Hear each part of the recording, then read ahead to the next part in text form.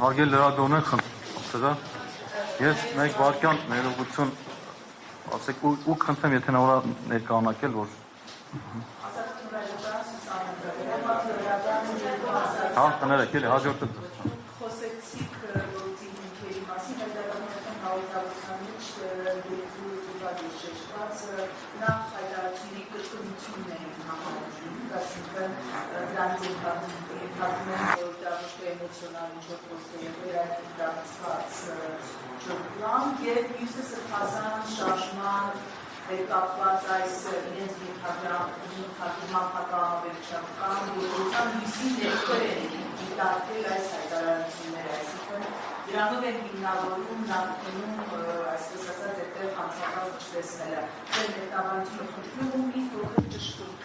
Արդյոք կարծում եք ուսարանում է սրբազանի եւ պատերազմություն, որ Բաղդադ արտադրության նույն փոխում են ներկայացրել եւ ինչպես է տեսնում այս երկու փոխը։ Սրբազանը իրեն հոգեպես ամուր է զգում, այսպես ասեմ, ձեր հարցերին փորձեմ պատասխանել։ Տեսեք, ակնհայտ է, որ երբ որ դիտարկում ենք, այս հարցի մի քիչ հետ ենք կանգնում, երկու քայլ հետ ենք գնում եւ ամբողջ գործընթացն ենք նայում, կտեսնենք, որ այս հակաեկեղեցական շարժումը շատ նման է Տուշոնկա օպերացիային։ Եթե ուզում եք տեսնեք, ինքը նույն ծրագիրն է։ Այսինքն, փորձում են անձին թիրախավորեն, բայց ինստիտուտաբեկեն, դրա հետ կապված որոշակի բարոյական իրավական խնդիրներ ցույց տան եւ այդ ինստիտուտին զրկեն մարդկանց հանրության պաշտպանությունից։ Այսինքն ակնհայտ ձեռագիրը դա է։ Եվ ինչ արեցին։ Տեսեք, իրենք բնականաբար այդ գաղտնալսումները այդ ամեն ինչը ունեն։ Պարզը չէ ունեն։ Եվ երբ որ Նիկոլ Փաշինյանը մայիսի 30-ից մեկնարկեց հայ աղերսական սուբեկերեցու դեմ իր արշավը, որին բնականաբար նախորդեցին արդեն Ադրբեջանի հետ հոգևոր առաջնորդի քննադատությունը եւ այլն, դրանց չեմ ուզում անդրադառնամ, արդեն պարզ էր, որ այստեղ մի քանի ինչ-որ իրենք ծրագիր են ուզում իրագործեն։ Նայեք որն է խնդիրը։ Սկսեցին փորձել հակաբարոյական բաների մեջ մեղադրել եկեղեցականներին, դրան զուգահեռ Բագրատ Սրբազանի գործը ներկայացրեցին իբրև եկեղեցու գործ, փորձեցին կապակցել եկեղեցու հետ, եւ հիմա էլ Միքայել Սրբազանն են փորձում կապակցել եկեղեցու հետ։ Նախ ասեմ Միքայել Սրբազանը Բագրատ Սրբազանն համարում է եղբայրը։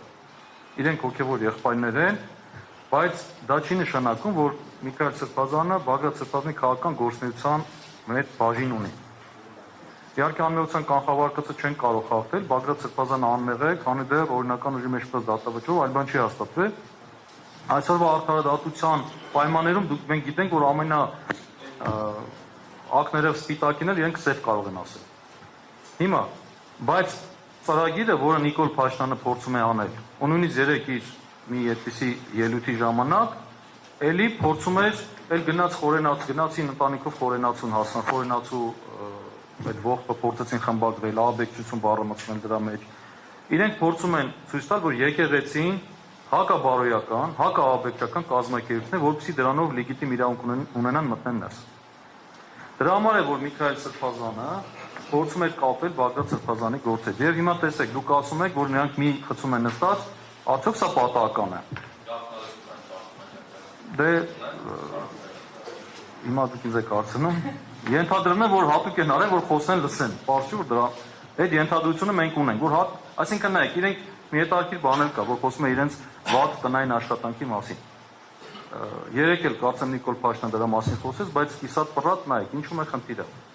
Իրենք փաստորեն հունիսի 17-ին գործ են հարուցել, քրեական վարույթ են նախաձեռնել, եւ հունիսի 21-ին Սրբազանը ինչ-որ 25-ին, չեմ հիշում, ամսաթվի 25-ին, 21-ին Սրբազանը էլի լրագրողի հարցին ինչ-որ պատասխան է տվել եւ սա էլ են դրել իրական հետապնդման հիմքում։ Այսինքն հունիսի 17-ին իրենք արդեն գիտեն, որ Սրբազանը պետք է կրկնի այդ հայտարարությունը, մեկ տարի առաջվա հայտարարությունը պետք է կրկնի եւ իրենք հունիսի 17-ին արդեն վարույթ են նախաձեռնել։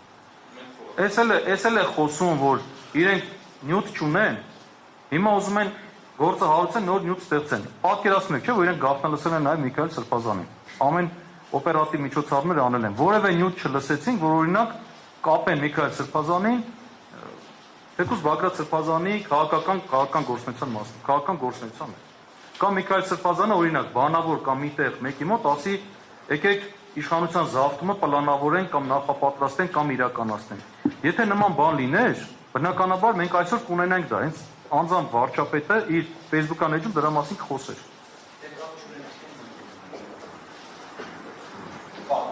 Դե որ կապ ունենա, լավ ասացիք։ Դուք ասեցիք։ Ես ինքս չգիտեմ, ես էլ եմ այդպես լսել։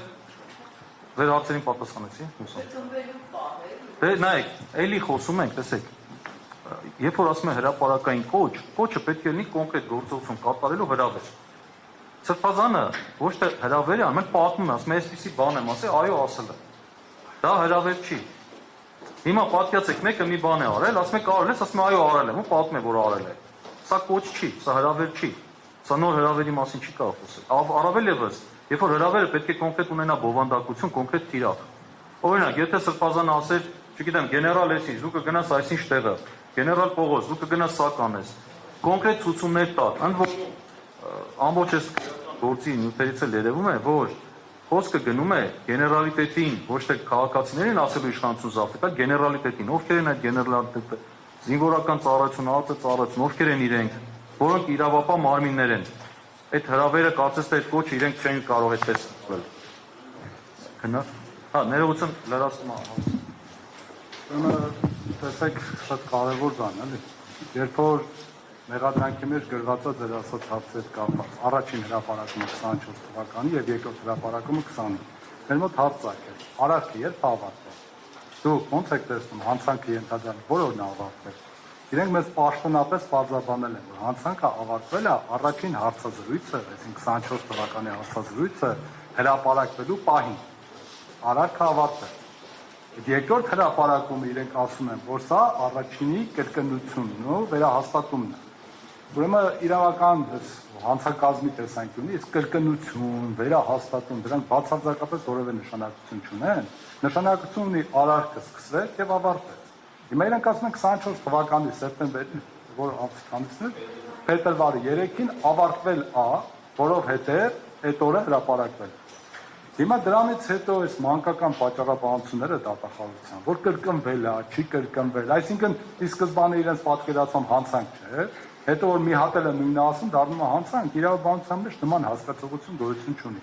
Հիմա իրենք այս ամեն ինչը շրջանցելով մի հատ հարցի պատասխան պետք է տան։ Եթե դուք այդքան արդար եք, եթե իրավական հզոր միտք ունեք, պարզ կանգնեք, բացատրեք, ասեք, որ 23 թվականի հաղորդման մեջ, հրապարակման մեջ, որ ասում են ռազմական հեղաշրջում, նույն ուժային կառույցն է, նույն բանն է ասում, գրեթե բառացի նույն բանն է ասում։ Ասեք, որ սա այս մեկ է կապ չունի, ասեք։ Հիմա 24 թվականն էլ 23-ի կրկնություններ։ 23-ին էլ 20-ի կրկնություններ դնենք, ասեիք։ Այսինքն իրենք այստեղ իրավական որևէ փաստարկ չունեն։ Շատ դատարկ է այս առումով եւ շատ մանկական իրավաբանություն են փորձում խաղալ, սա այն նույն մեթոդն է, որ փորձում են հասարակությանը ինչ որ բառ ասելով մոլորեցնել։ Բայց ցանկացած իրավաբան թող գան նստեն, մենք միասին ասուլիս անենք, դատախազության ամենահզոր իրավաբանները թող գան նստեն, միասին ասուլիս անենք, բանավիճենք, տեսնենք ոնց են այս հարցակից դուրս գալու։ Հեշտ է հետևում կանգնել ինչ որ բառ ասել։ Եկեք դեմ դիմաց տեսնենք ինչ եք ասել։ Դատանում էլ չկարողացան ոչինչ ասել։ Այնպես որ կրկնություն բառը խնդրում եմ վերջո հանենք, որ սա իրավական առումով հանցակազմի համար բացարձակապես որևէ նշանակություն չունի։